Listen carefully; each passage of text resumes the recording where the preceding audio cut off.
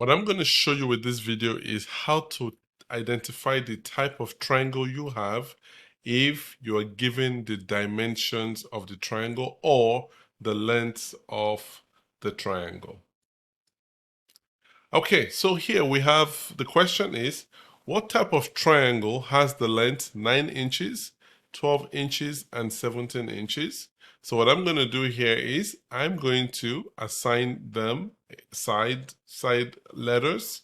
So I'm going to say 9 inches, 12 inches, and then 17 inches. Let's call this A, let's call this B, and let's call this C. So the first thing we're going to do here is find A squared, B squared, and C squared. So A squared is 81, B squared is 144, and then C squared is 289.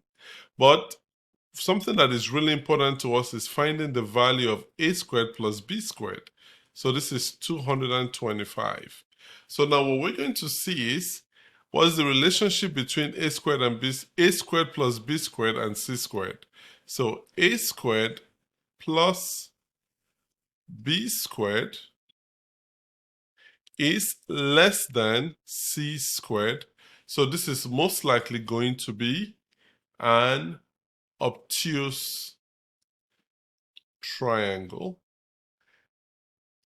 And you can go ahead and call it an obtuse scaling triangle if you want. But the most important thing is that this is an obtuse triangle.